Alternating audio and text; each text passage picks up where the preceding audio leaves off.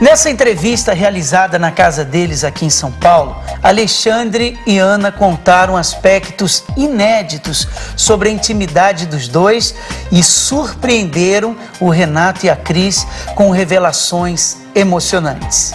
Isso mesmo, houve lágrimas de ambas as partes.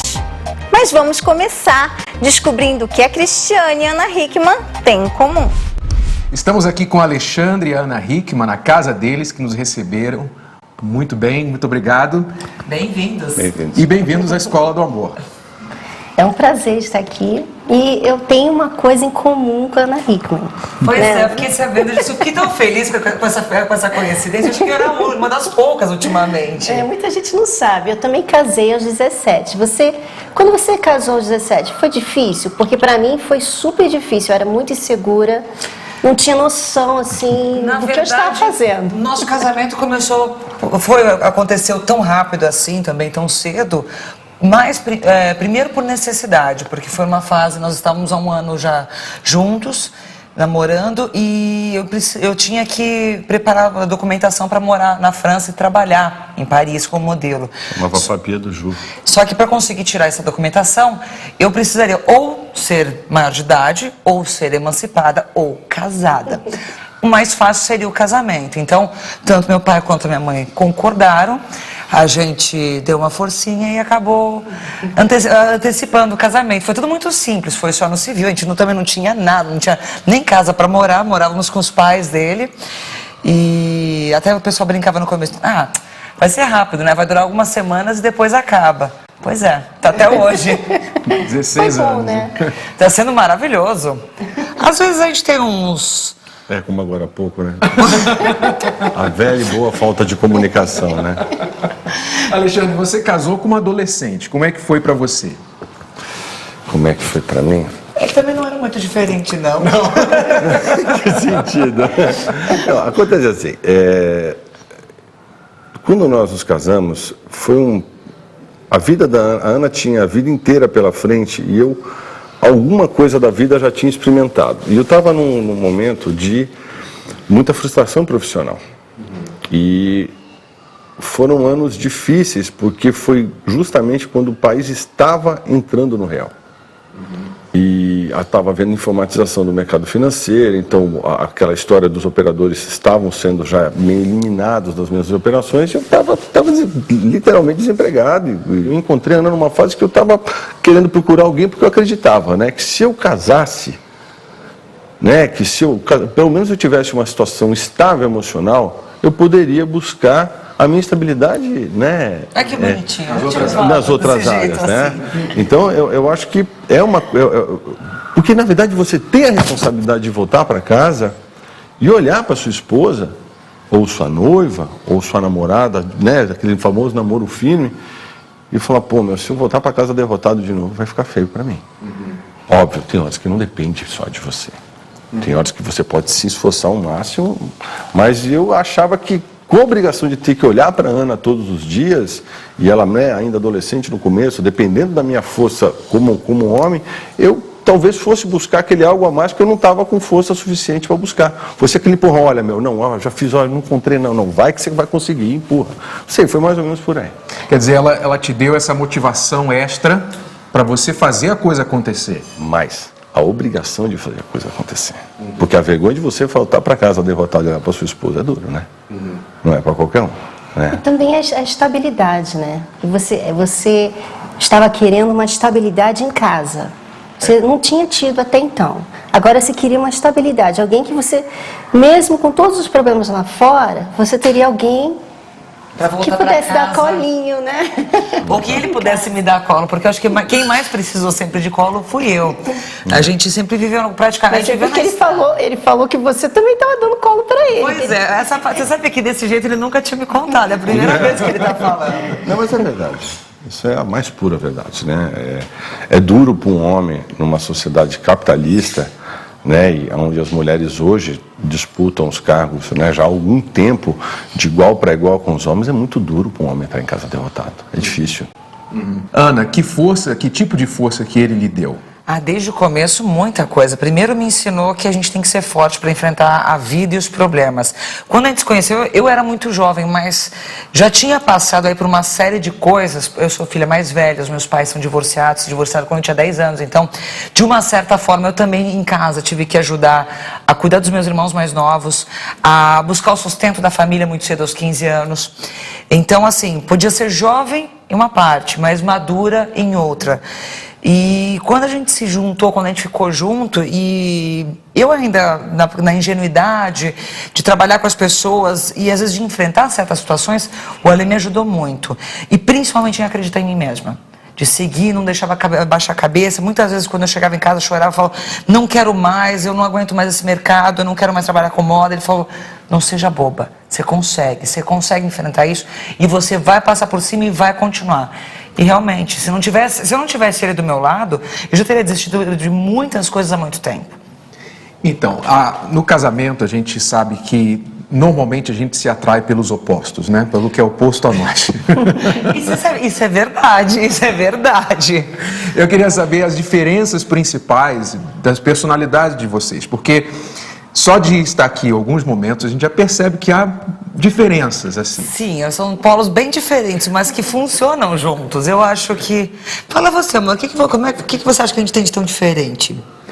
Por exemplo, assim, eu para tudo faço um plano. Ele é um homem plano, eu detesto isso. É assim, né? Por ter, né, facilidade em trato com o dinheiro desde né? Não, fala a verdade, você é uma calculadora, você gosta de fazer conta. Né, assim, para mim tudo tem um plano. Se um plano vai dar errado, né? E até é uma coisa, quase um toque, né? Se não tiver um plano vai dar errado. Quase um toque? Não, é toque. Já em algumas coisas eu prefiro passar por cima para não brigar. Já a Ana prefere ir bater de frente. Nós tivemos principalmente no primeiro ano na Europa, nós sofremos com isso. Porque o que aconteceu era o seguinte, foram anos também de conversão do euro, foi em 1998. Então a Europa estava numa sacudida geral. E a gente usava, como todo europeu, transporte público em ano de Copa do Mundo. Então, a gente entrava no metrô, as pessoas olhavam para a Ana de um jeito, por conta da fisionomia dela, e a mim tratavam de outro. Dentro da agência, os europeus tratavam a Ana, da agência que a Ana era, de um jeito, e a mim tratava de outro. E a partir de lá, na contramão de sofrer, eu falei, eu vou fazer um plano para tratar disso aqui, dentro de mim, porque senão eu vou sofrer com isso aqui todos os dias. Óbvio que eu não tirei isso de letra, mas eu sempre preferi encarar, fingir que estava tudo bem com a situação para poder dentro de mim sofrer, trabalhar para poder seguir em frente. Já a Ana não. Amor, fala bonitinho, fala que isso é bonitinho, mas fala que você faz plano até pro que você vai fazer durante o dia. Ele acorda de manhã, ele faz uma lista. Ele tem a lista no celular dele para poder. Fala a verdade, isso é uma coisa que a gente é bem diferente. Eu já sou bem mais desencanada, mais tranquila, metódica para algumas coisas, mas para isso, por isso que a gente brinca que ele é um homem plano. Acho que nós essa é a diferença principal, né? A Ana tem mais apego com animal, eu gosto de animal, mas não tenho tanto apego, eu sou um pouco com organização, já a Ana prefere mais bagunça. Não digo bagunça, mas eu sou mais sentimental em muitas coisas. Mais sentimental.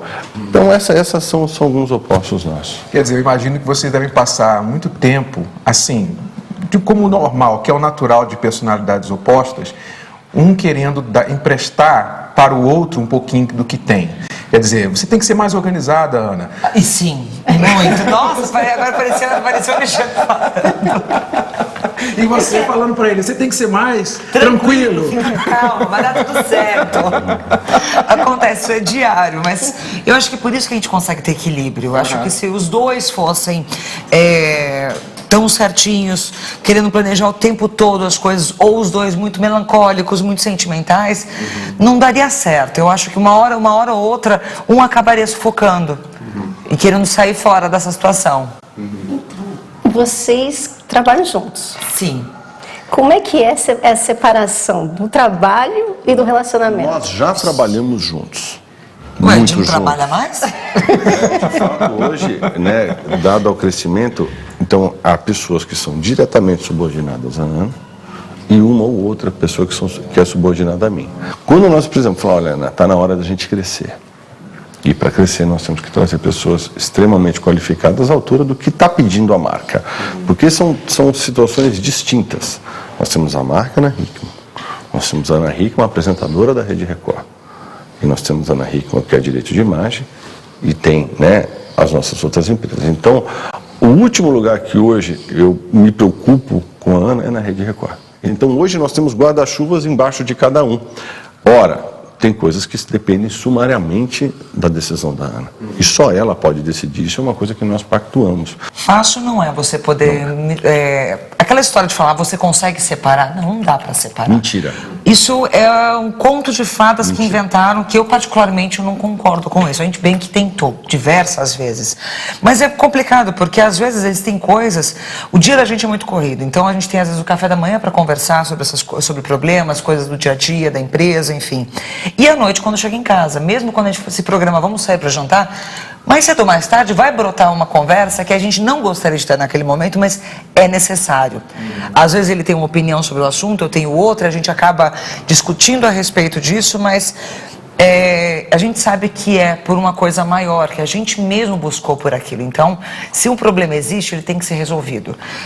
Em casa ou fora de casa. E assim, a Ana tem, né, gente, a Ana tem uma força de opinião que se você não se impõe, vale a opinião dela. Então, aquela história que a gente vê muito agente de celebridade, não contraria agora, não, tem que saber agora. Só que eu sempre vou perguntar o porquê, vou querer que você me convença e me dê um bom motivo porquê. Ora, há horas e horas de ser dito. Então, a gente, num determinado momento, o ano passado, a gente passou por essa, porque foi um crescimento muito vertiginoso da marca. A marca quase chegou, em vez de ser comprada por um fundo de investimento. Então, nós entramos num gargalo de pressão muito grande. Pô, você cresceu, você não era nada, você era um feijãozinho, você ficou desse tamanho. E a gente tem que assumir isso. Isso pesa, gente. Pesa. Pesa e pesa demais. E quais os desgastes que tudo isso junto, né, o seu papel de agente, o seu papel de marido, de tudo, né, com que envolve a marca Ana Hickman, a mulher Ana Hickman e tudo mais, e você também, Ana Hickman, esses desgastes tiraram algum tipo de taxa do casamento? Eu acho que em algumas situações, porque já são 16, quase 17 anos juntos, vamos completar, são 17, a gente completa 16 de casamento, completou 16 de casamento. O desgaste existe, com certeza, tem épocas que a gente passou, de às vezes chegar em casa, não se olhar direito e falar assim, tô cansado, tá bom, não virar cada um pro seu lado e dormir. Mas é complicado, e ainda bem que a gente sempre conseguiu ter esses momentos mais em baixa, mas parar para conversar e falar, não pode ser assim. Se a gente quer ficar junto, se a gente realmente se ama, não pode ser assim. A gente tem que buscar algo a mais. E a gente tem uma coisa, é até difícil de acreditar, porque no meio artístico parece que isso está, né, inexistente. Mas as poucas pessoas que torcem pela gente, torcem de uma maneira tão pessoal, tão personalizada, que você se sente quase na obrigação de não decepcionar essas poucas pessoas que estão... Não sei se eu fui claro. Para destruir é muito fácil. Você vai lá, entra num litígio, são anos de briga, isso aí acabou. Então, a gente hoje se mantém baseado na razão, que a gente entende que a razão é o que move, né?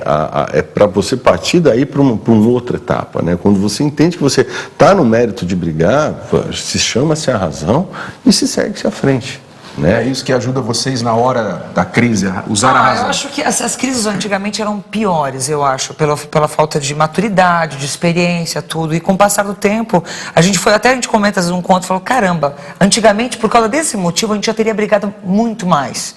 Ou já teria entrado numa discussão e muitas vezes aquele problema, uma simples conversa resolve. Vamos então assistir um pouquinho sobre a carreira da Ana? Vamos lá. 1,85 m de altura, 1,20 m só de pernas. Ana Hickman começou a carreira aos 15 anos de idade, quando saiu do interior do Rio Grande do Sul para tentar a vida de modelo em São Paulo. Apenas 2 anos mais tarde, a modelo já embarcava para Paris, rumo às passarelas internacionais. Lá ela desfilou desfilou para grandes nomes do mundo da moda, como Yves Saint Laurent, Giorgio Armani, Kenzo, Roberto Cavalli, entre outros. Foi na França que Ana teve a chance de estrelar a primeira campanha mundial para uma marca de produtos para cabelos. A temporada pela Europa lhe rendeu muitos euros a mais na conta bancária e o passaporte para os Estados Unidos. Foram 6 anos e meio vivendo em Nova York. Um ano depois, já estampava capas de revistas como Cosmopolitan, Marie Claire e Allure. Não demorou para Ana tornar-se a queridinha dos empresários da moda. E em julho de 2001, foi eleita pela revista GQ Itália, uma das 10 mulheres mais bonitas do mundo. E em seguida pela revista Vogue brasileira, como uma das 10 mais bonitas do Brasil de todos os tempos.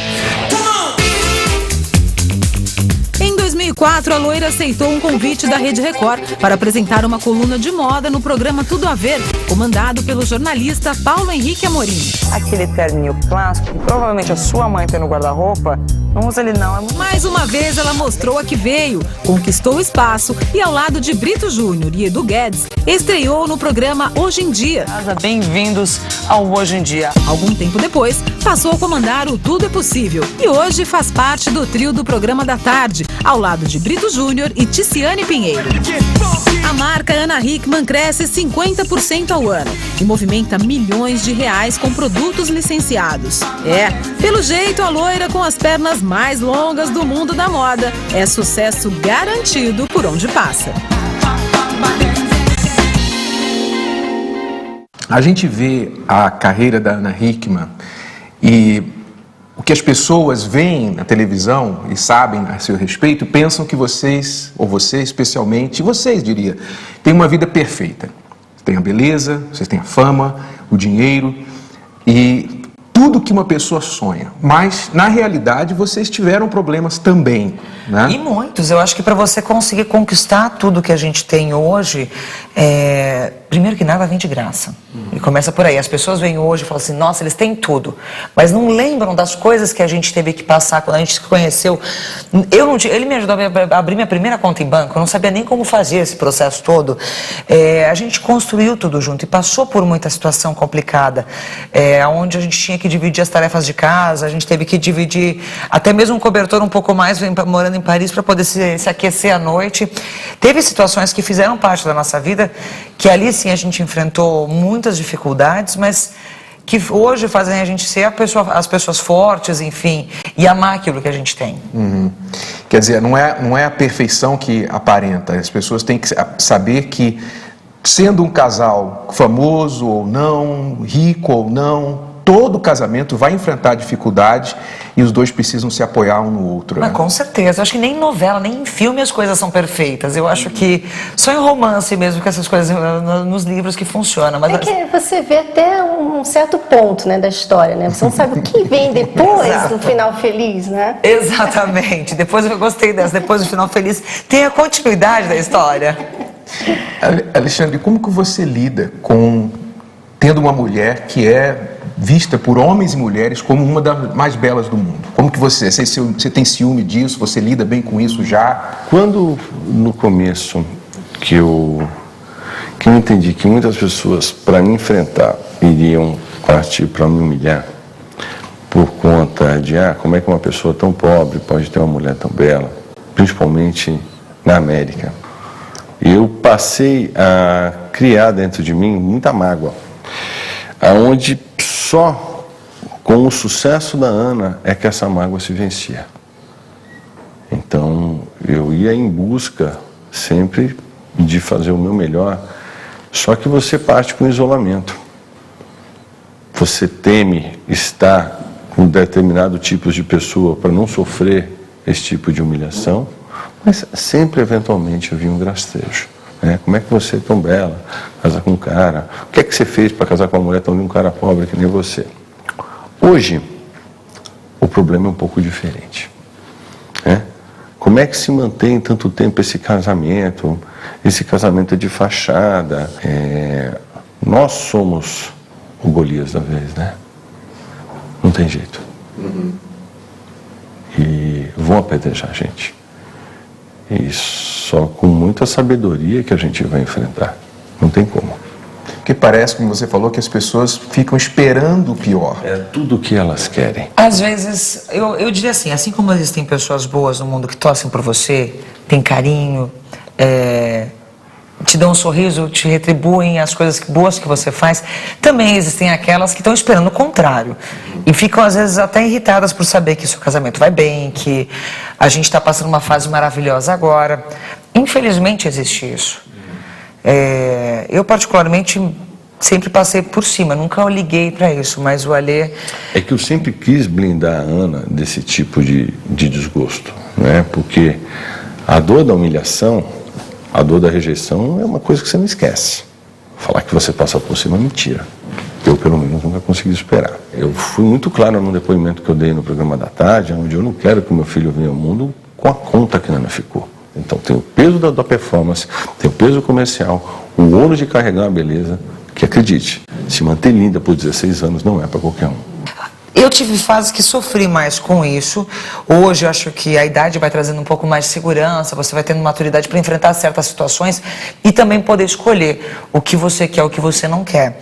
Mas no começo foi bem difícil, bem complicado, principalmente porque do mercado aonde eu comecei e para o mercado que eu depois continuei, que é a televisão, do mundo da moda para a televisão, existia ali um mar de diferenças e principalmente uma grande cobrança. Carinha bonita, cabecinha vazia. Isso foi a maior coisa, foi um dos meus maiores desafios quando eu entrei. Eu tive muita sorte na vida com as pessoas que eu encontrei pela frente. Começar com meu marido, que sempre me deu segurança. Isso que o Ali falou realmente é uma coisa que pesa muito. E aí é ele como marido que sofre nessa hora, de olhar pra você e falar, não amor, você tá bem, amor, você precisa fazer isso, amor, cuida daqui, amor, não toma refrigerante, amor, faça aquilo. Você... Não só pra cobrar, mas pra te ajudar também. Isso aí é uma das coisas boas de ser casado, né? Porque você tem aquela pessoa que está sempre torcendo por você em casa. Mas peraí, é bom quando você tem aquele marido que te ajuda a te levantar. Não que te espizinha e fala assim, nossa, você tá um bucho. Por que você tá gorda? Sem noção, meu Deus, que não assista a Escola do Amor, né? Não assista a Escola do Amor. Mas ele falou do que ele passou lá fora e com o ciúme ou com o tratamento das pessoas com relação a ele. Ele enfrentou muita coisa por minha causa, muita coisa. E como que você o ajudou a lidar com isso? Eu acho que às vezes tinha situações que eu ficava pior do que ele, porque eu me colocava no lugar dele. Por exemplo, a situação dele fala assim, questionamento. Eu lembro bem de uma situação de um estilista italiano que olhou e falando italiano, ele não fala, mas entende muito bem. Melhor você contar inteira. Nós estávamos dentro de uma limusine.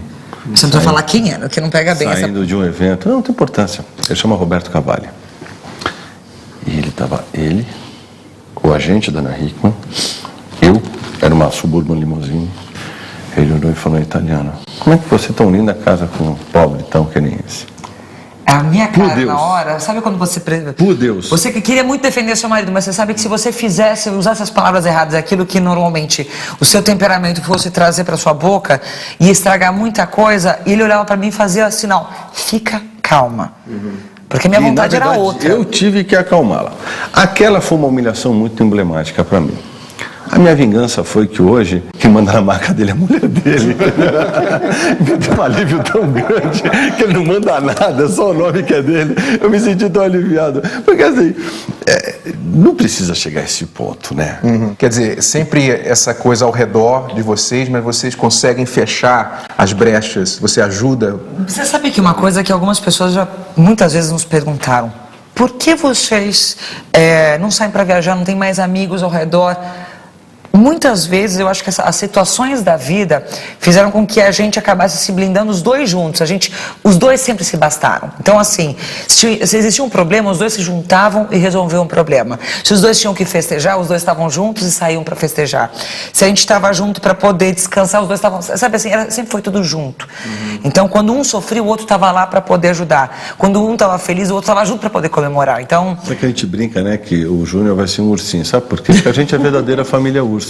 Porque o urso é assim, né? É o macho, a fêmea e o filhote, né? Eles vivem só, né? Eles vivem só. O máximo que eles vivem junto é quando é para lá para dar aquele tapa no salmão para pescar na contramão do rio. Do contrário, a família urso ela vive sozinha, porque ela se basta. Pode até parecer um pouco egoísta a gente falar desse jeito, mas egoísta. foi uma forma que a gente encontrou também de se proteger. Foi uma forma que a gente encontrou de se proteger de situações como essa que o Ale contou e de outras. Na época... Isso é de menos. Eu dei porque essa foi humilhação demais para tempo de menos, para gente de menos. Foi muita humilhação. Eu acho que o cara ensaiou uma semana para falar isso para mim. Entendeu? Porque não era possível. O tamanho é coisa de filme, né? Mas eu e a Ana, a gente tenta, da nossa maneira, resgatar o princípio da família. Uma gravidez extremamente planejada, dentro de uma ordem, para esperar esse ser, né, que esse ser venha ao mundo dentro de uma estabilidade emocional, né, que a gente possa dar para ele uma situação para que ele não vá ao mundo ser mais um, né, e dê a contribuição dele como homem de Deus, porque não é possível, tem que se passar isso, né, e é o princípio da família, que eu entendo que seja o princípio da família, né. E o que muda com a chegada do Alexandrinho, né? Já tem nome, né? Tem, Alexandre. Eu falei que vai ser mais fácil para dar bronca em casa. Se os dois aprontaram, eu chamo uma única vez. A mudança, eu acho que a mudança, no começo agora, realmente a mudança mesmo do corpo, da felicidade dentro de casa. O depois a gente só vai descobrir no dia a dia. É difícil a gente planejar. Até ele, que é o homem plano, não está conseguindo fazer o planejamento para isso. É difícil, viu? Ele fica se imaginando como vai ser quando ele estiver em casa, correndo aqui na frente da gente, bagunçando. Eu falei assim, eu quero ver, porque ele é tão detalhista, metódico, cuidadoso, com as coisas tudo no lugar, nada pode... Acho que eu acabei me tornando um pouco mais organizada por causa dele. Eu quero ver com criança em casa, porque a casa organizada já não vai mais existir. E ele vai ter a gente vai ter que se adaptar a isso também. Mas vai ser bom, acho que é uma nova fase, uma nova etapa da vida. Que a gente está precisando. O que você aprecia mais na Ana Hickman? A perseverança. Sábado passado, a Ana foi a 2 eventos. Um bem de manhã, que era uma convenção, e um no final do dia, que era um desfile, né? Em horas opostas, então 2 maquiagens, 2 cabelos, 2 roupas, 2 tipos de compromisso diferentes. Lá foi Ana. Poxa, se quisesse, não precisava. Se realmente se tratasse a si própria como uma celebridade, né, embasada na fama, não, lá foi a Ana, tratando a coisa de maneira racional. Mas essa racionalidade eu aprendi com ele. Eu não era assim, desse jeito. Uma qualidade dele. Uma qualidade dele? Que esse cara aqui é forte pra caramba, viu? Acho que a força do Ale é uma coisa que nem ele próprio às vezes sabe que ele tem. De segurar a força e o tamanho do coração que ele tem. Muita gente pode ver o Ale com um cara durão, bravo, mas é uma manteiga derretida que eu já conheci. Não diz não pra ninguém. Tô aprendendo. Mas mesmo esse aprendizado tá bem difícil, amor. Mas é uma pessoa que tem um coração enorme, assim, se precisar mover mundos e fundos para ajudar alguém, seja da família, seja por mim, seja pelas minhas irmãs ou por um amigo dele, ele vai fazer. Quer dizer, a força dele é bem aquela racional, mas ao mesmo tempo ele... Então, o Ale diz que é muito racional. Eu acredito numa coisa, que ele é metade razão, metade emoção. O lado emoção dele se manifesta nas horas que você menos espera e sempre são nas horas que você mais precisa dela. Ele é desse jeito. Você sabe que tem uma cena na minha vida que ela é muito específica. Eu vi a morte muito de perto. Eu não sei nem como eu não... Porque pela medicina, eu estava com 6/4 de pressão, já ia entrar em choque. Você sabe que a única preocupação que eu tinha era quem ia cuidar da Ana e da minha família. Porque para mim, a base estava feita. Não esquece que eu tô grávida, eu choro por qualquer coisa. Se Deus achou que era hora de me levar, então que levasse, né? Mas eu fiquei mais com medo de quem ia ficar aqui. E teve uma pessoa da emissora que foi, quando eu voltei da UTI, e eu fiquei no quarto, foi uma pessoa da emissora que eu tenho um amor incondicional de amigo por ele, que nem parece um diretor de uma emissora. Ele foi lá e eu falei, enfim, falei, por favor, não deixa aqui nada de errado para Ana se eu não conseguir sair do hospital. Ele falou, você está louco? Eu falei, não, por favor. Porque é dela, é do sustento dela que uma família inteira depende, infelizmente. Então, essa é a razão. Se o meu papel estava feito e Deus achou que era hora de eu ir embora, estava tudo bem. Eu só não queria que quem ficasse com a conta. Foi mais ou menos isso. Sem, sabe, de maneira muito simples. Eu falei, por favor, você não deixe que nada para a Ana dê errado, que ninguém prejudique a Ana. Porque eu sempre fui o cão fiel da Ana. E ter alguém que você sabe, Ana, que pensa assim a seu respeito, traz uma segurança muito grande, né? Traz segurança, mas às vezes dá vontade de brigar com ele, porque eu falei naquela hora que ele começou a falar disso, eu falei, não é a sua hora, você ainda tem muito o que fazer, eu ainda preciso de você aqui. E eu sinceramente não saberia o que comia ser minha vida se ele não estivesse mais aqui. Desculpa, eu não consigo parar de chorar. Faz tempo que isso aconteceu, mas até hoje isso mexe comigo. Que foi bem difícil. Foi de uma hora para outra, né? E foi o dia que a gente descobriu as pessoas com quem a gente podia contar também. Ah, sim. Ah, sim. E a hora que eu achei que não fossem tantas, muitas apareceram quando eu menos esperei. Menos esperava, não estava contando, elas apareceram. Sem pedir, sem chamar. É engraçado, você vê a morte de perto, você não fica com medo. Não dá medo. Não dá medo. Eu lembro assim, falando, a gente vai perder o cara, joga morfina nele que a gente está perdendo ele, né? Eu fui indo, o barulho da UTI móvel, sabe? Eu fui lembrando, eu pegava na mão do meu amigo assim, falava, meu, pelo amor de Deus, cuida da Ana. Cuida da Ana, porque, não sei, acho que eu já... E você vai se desprendendo. É um negócio muito interessante, sabe? Parece ser de escola, assim, do seu corpo. Aí quando você volta, não muda nada. Ah, eu voltei um ser humano melhor, sabe aquela bobajada, aí voltei renal. Não, mentira. Parece que a vida segue normal. Óbvio. Tirando, né, erros, você fica mais esperto para os seus erros. Você fica mais covarde, porque o medo ele é uma coisa que assim, né, o erro, ou você tem medo de errar, ou você ignora, né, o seu erro. Não, você passa a ter mais medo de errar. Uma nova perspectiva, né? Te dá uma outra olhada. Sim. Não é que mudou os meus valores são o mesmo, é a mesma esposa, mesmo, tá tudo igual. Só que você volta, você olha a vida de uma outra maneira, com um pouco mais de sagacidade, né? Mais ou menos por aí. Então, Ana, você pretende ter mais filhos no futuro? Então, se eu falar o que eu realmente pretendo, ele vai assustar, ele vai ser correndo. Não, deixa primeiro, o nosso futuro está aqui chegando e deixa ele chegar primeiro para depois a gente pensar uma coisa de cada vez, né? Um de cada vez. Isso é um ponto de discordância nosso, né? Tá vendo? Eu, na verdade, defendo um filho por lá. Eu acho que daqui a pouco vai faltar comida no mundo, né? As famílias precisam se conscientizar disso, sem ser carola. Mas eu defendo, é claro. Eu já penso o contrário, eu sou minha filha de 4 eu também. Irmãos, eu gosto se vai ter um, eu acho que tem que ter 2, porque tem que ter uma companhia. Foi assim comigo em casa.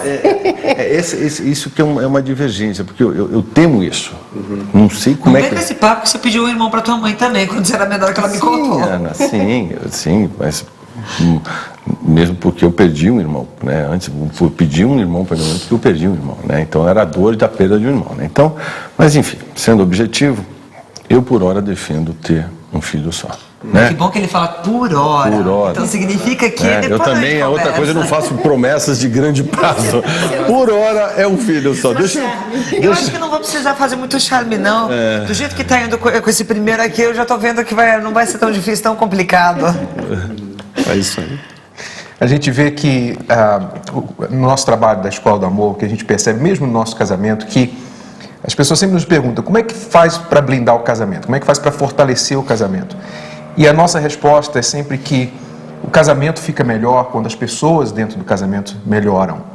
E a gente vê que vocês têm passado vocês têm vindo nessa jornada, né? Se vocês olharem 16 anos atrás e quem vocês são hoje, vocês são... duas pessoas completamente diferentes. E melhores. Então, a gente acredita que sim. A única opção no casamento, ou você se destrói porque você não aceita a pressão que a pessoa coloca, não pressão, mas às vezes naturalmente a pessoa te mostra o teu pior lado. Ela tira de você o teu pior lado, porque ela acaba irritando você, enfim. Então a sua opção é ou explodir, ou você acaba melhorando, porque você não pode ficar igual, o casamento te muda, e se você permitir, ele te muda para melhor. E a gente vê que isso Está aí. Poxa, Acho que muito legal. a vida faz isso com a gente. O casamento eu acho que só intensifica. Ajuda muito, pode ter certeza. É como ter um treinador 24 horas ao lado. Mas, pô, é verdade. É verdade. Muito bem. Alguma coisa mais queria acrescentar?